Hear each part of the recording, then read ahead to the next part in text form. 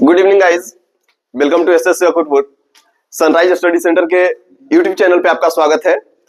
आज हम लोग फिजिक्स के एक इंपॉर्टेंट टॉपिक को डिस्कस करने जा रहे हैं, जिसमें आज हम देखेंगे कि फिजिक्स में दर्पण में जो प्रतिबिंब बनता है वो प्रतिबिंब कैसे कैसे बनता है और प्रतिबिंब बनने के लिए क्या क्या कंडीशंस हैं, क्या क्या नियम है, उस नियमों को समझेंगे और हर तरह के प्रतिबिंब को बनाना सीखेंगे। चाहे वो अवतल दर्पण में हो या उत्तल दर्पण में हो, वो किसी भी पोजीशन पर आप वस्तु को रख दीजिए, उसके बाद प्रतिबिंब कैसा बनेगा, आज हम उसके बारे में बात करने वाले हैं। तो चलिए, सबसे पहले प्रतिबिंब निर्माण की जब हम बात करते हैं तो आपको ज्ञात होना चाहिए कि प्रतिबिंब निर्माण तभी होगा जब सामने कोई वस्तु होगी। और वस्तु की जब हम बात किए तो सर, वस्तु जब भी रखा जाता है तो वस्तु रखा जाता है कहां पे? तो वस्तु रखा जाता है दर्पण के सामने। कहां रखाएगा? तो दर्पण के सामने। जैसे हमने क्या किया, इस टॉपिक को आप देखेंगे तो इसमें एक दर्पण लिए है और ये दर्पण की खास बात क्या है कि ये दर्पण है और दर्पण के सामने का जो सतह है वो धंसा हुआ है और जो सतह सामने धंसा हुआ है वही उसका परावर्तक सतह है। और आपको पता होना चाहिए कि प्रतिबिंब बनाने के लिए कुछ कुछ नियमों का हमको ध्यान रखना होगा। जैसे हम बात किए तो आपको पहले क्या क्या किन बातों का ध्यान होना होगा उसकी हम बात करते हैं। तो इसके लिए सबसे पहले जब आपको बात कर रहा हूं तो पहली बात आपको पता होना चाहिए कि प्रतिबिंब बनने के लिए कम से कम दो किरण को आपस में मिलना जरूरी होता है। जैसे पहली बात हम बोले कि कम से कम दो किरण का मिलना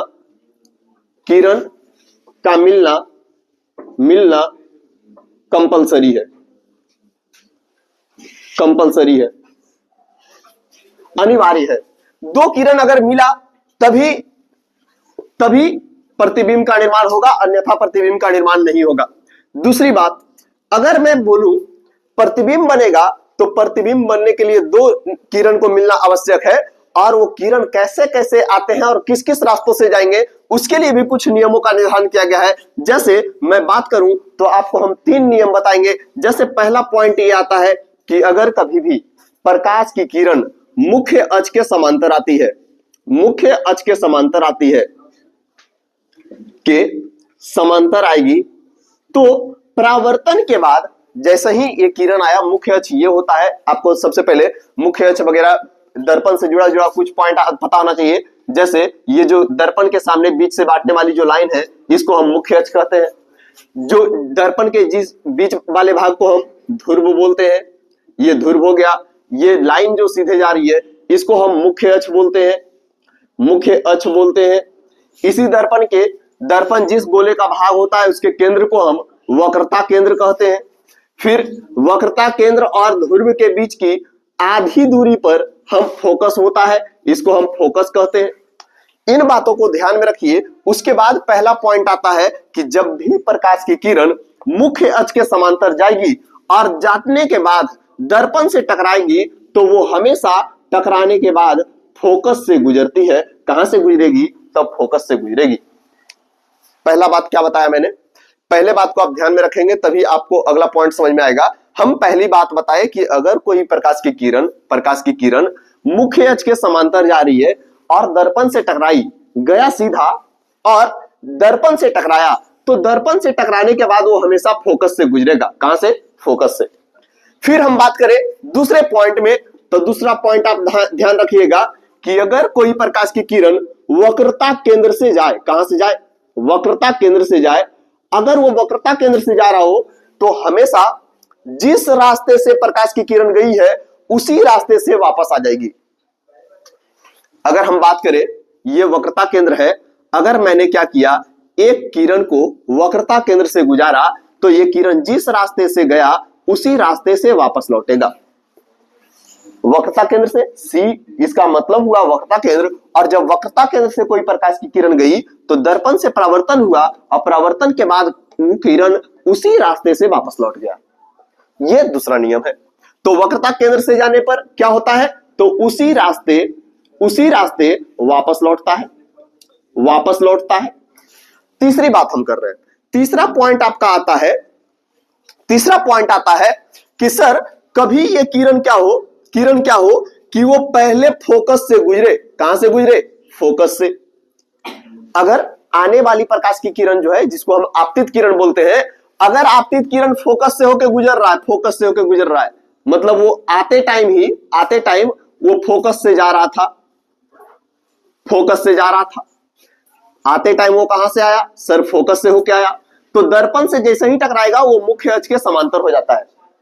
यानी कि कह सकते हैं फर्स्ट पॉइंट और थर्ड पॉइंट वो एक दूसरे के अपोजिट है, उल्टा है। अगर मुख्य अक्ष के समांतर आया तो कहां से जाएगा, फोकस से जाएगा, लौटेगा। लेकिन अगर पहले फोकस से आ रहा था तो वो परावर्तन के बाद क्या होगा, तो मुख्य अक्ष के समांतर हो जाएगा, मुख्य अक्ष के समांतर हो जाएगा, समांतर हो जाएगा।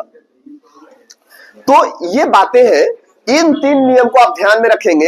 एक नियम और भी हम इसमें ऐड ऑन कर सकते हैं कि अगर कभी क्या हो कि ये किरण, आपतित किरण ध्रुव से गुजरे, कहां से, ध्रुव से। मान लो मैं इसको मिटाता हूं थोड़ा सा, फिर से उसके बारे में हम बात करते हैं।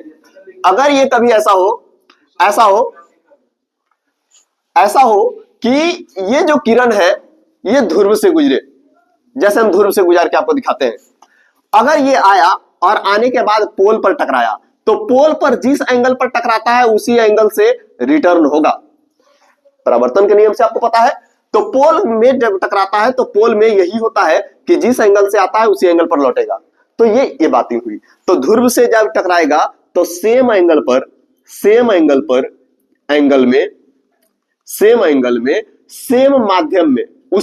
में, उसी माध्यम में वापस जाएगा। ये 4 बात। अब हम इन्हीं 3-4 पॉइंट को पकड़ते हुए प्रतिबिंब को बनाना सीखेंगे। तो हम कुछ बातों का ध्यान रखिएगा। सबसे पहले फिर से एक बार रिवाइज करवाते हैं कि हमने आपको क्या बताया कि जब भी प्रतिबिंब बनाना है तो कम से कम कितना किरण मिलना चाहिए सर, 2 किरण मिलना चाहिए। फिर प्रतिबिंब बनने के लिए 2 किरण मिलेगा। और किरण को हम कैसे कैसे खींचते हैं, तो किरण को खींचने के लिए भी मेरे पास कंडीशंस है। कि कंडीशन क्या है, अगर वो मुख्य अक्ष के समांतर आ रहा है तो रिटर्निंग टाइम वो कहां से लौटेगा, तो समांतर आ रहा था सर तो फोकस से लौटेगा। फिर दूसरी बात, अगर वो वक्रता केंद्र से आया तो कहां से लौटेगा, तो उसी रास्ते वापस लौटेगा। फिर तीसरी बात, अगर वो फोकस से गया तो कहां से लौटेगा, तो मुख्य अक्ष के समांतर हो जाएगा। और कहते हैं ना कि दर्पण में जब प्रतिबिंब बनता है तो प्रतिबिंब की चमक कई चीजों पर निर्भर करती है। पहला, प्रकाश की तीव्रता पर, कितना स्पीड में प्रकाश आ रहा है, कितना ज्यादा लाइटेड में है, उसी पर डिपेंड करेगा कि प्रतिबिंब जो बनेगा वो कितना स्पष्ट बनेगा। और वो कहते हैं ना कि धूल जमी थी चेहरे पर और हम आईना साफ करते रह गए। अगर आपका चेहरा ही गंदा होगा तो प्रतिबिंब क्या बनेगा, आईना पोंछते रह जाओ। तो इसीलिए कहा है कि धूल जमी थी चेहरे पर और हम आईना साफ करते रह गए। लेकिन हम जब बात कर रहे हैं, आईना साफ नहीं करेंगे, जब हम बात कर रहे हो प्रतिबिंब का, तो प्रतिबिंब कैसे बनता है, तो प्रतिबिंब बनने के लिए हम ये नियम बताए। अब हम चलते हैं, कोई भी एक दर्पण लेंगे। जैसे मैंने यहां पे उत्तल दर्पण लिया, सॉरी अवतल लेता हूं, कोई भी ले सकते हैं, कोई दिक्कत नहीं है उसमें। पहले हम उत्तल दर्पण ले रहे हैं, उसके बाद अवतल की बात करेंगे। एक उत्तल दर्पण अर्थात उठा हुआ दर्पण। मैंने एक दर्पण लिया और ये दर्पण को आपको देख के पता चला सर इसका जो परावर्तक सतह है वो उभरा हुआ है। और अगर परावर्तक सतह उभरा हुआ है, इसका मतलब क्या हुआ कि ये जो दर्पण है वो एक उत्तल दर्पण है। और उत्तल दर्पण की कहानी आपको पता है कि सर उत्तल दर्पण में जो फोकस होता है वो पीछे की तरफ होता है, इसमें वक्रता केंद्र भी जो होता है वो पीछे की तरफ होता है। अब हम क्या किए, वस्तु को रख दिए। इसके लिए 2 स्थिति, हम अभी पहला स्थिति ले रहे हैं। वस्तु को कहां रखें, इसमें पोजीशन समझिए कि अगर वस्तु ये अगर आपको अक्ष पर कहीं दिख रहा है, तो वो कहलाता है दर्पण और अनंत के बीच। तो इस स्थिति में दर्पण, ये वस्तु जो है वो दर्पण और अनंत के बीच में है। हम क्या किए, ये लिए, अब ये वस्तु है, स्केल है, वस्तु है, और हम यहां से हम प्रतिबिंब जब बनाने का प्रयास करें तो देखो हम जो नियम बताए हैं उसको ध्यान में रखना। और हम यहां से बनाते हैं फिगर। जैसे हम एक लाइन बताए कि ये प्रतिबिंब का एक पहला किरण कहीं से खींचिए, कोई भी रूल लगा करके, अगर फोकस से खींचो, ध्रुव से खींचो, वक्रता केंद्र से खींचो, कहीं से भी खींचो, तो जब हम कहीं से भी खींचने की बात किए तो प्रतिबिंब खींचते हैं, वक्रता केंद्र से खींच रहे हैं। वक्रता केंद्र से खींचने का अर्थ हुआ कि सर ये सी से गुजरेगा। कहां से? सी से। अगर हम सी की बात किए तो सी से जब प्रतिबिंब को गुजारना है हम इस प्रकार से गुजारते हैं। ये प्रतिबिंब सी से गुजरा, ये लाइन जो गया वो सी से गया, और जब लाइन सी से गया तो कहोगे सर जब ये अपवर्तन होगा तो जिस रास्ते से गया है उसी रास्ते से क्या होगा? लौट आएगा। पहला नियम मेरा वही कहता था, जब कभी किरण, आपतित किरण वक्रता केंद्र से जाती है तो उस रास्ते से वापस लौट जाती है। के पीछे है तो पीछे का जो लाइन होगा वो काल्पनिक होगा, तो हम इसको काल्पनिक बना देते हैं। ठीक है, पहला लाइन कैसे हम खींचे वो आपको स्पष्टता दिखाई दिया होगा कि सर वक्रता केंद्र से जब इस प्रकाश की किरण को गुजारे तो जिस रास्ते से प्रकाश गया उसी रास्ते लौट आया। दूसरी बात, हम अब प्रकाश को चलिए मुख्य अक्ष के समांतर भेजते हैं। ये आपको पता है कि सर ये जो प्रकाश जा रहा है वो मुख्य अक्ष के समांतर जा रहा है।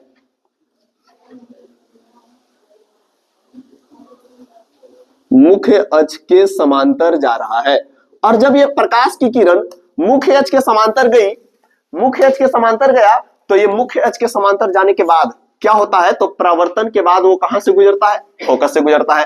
यानी कि स्पष्टतः वो इस लाइन से गुजरेगा, इस लाइन से गुजरेगा, और ये टकरा करके इधर वास्तविक रूप से लौटता है, लेकिन काल्पनिक रूप से ये पीछे की तरफ जाता है। तो इसमें जो प्रतिबिंब बना वो यहां पर बना, यानी कि कह सकते हैं सर इसमें प्रतिबिंब जो बना वो ध्रुव और फोकस के बीच बना, और वस्तु की अपेक्षा आप देखेंगे तो वस्तु की अपेक्षा वो छोटा बना। तो ये ऐसी स्थिति हुई।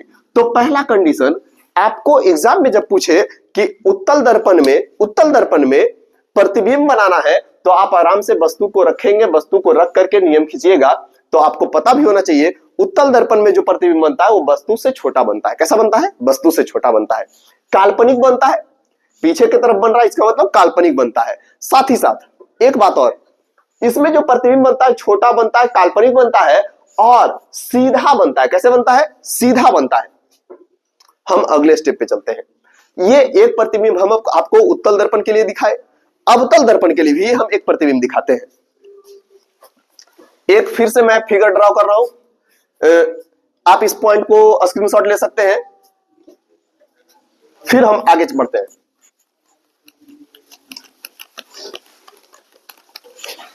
जब हम अवतल दर्पण के लिए बात करेंगे तो अवतल दर्पण के बारे में आपको जानकारी है कि सर अवतल दर्पण जो होता है उसका परावर्तक सतह धंसा हुआ होता है। ये अवतल दर्पण मैंने एक माना, ये एक अवतल दर्पण है। अवतल दर्पण है तो इसमें एक सर कर्वेचर होगा, सेंटर पॉइंट ऑफ कर्वेचर होगा, यानी कि वक्रता केंद्र होगा। एक पॉइंट होगा जिसको हम फोकस कहेंगे।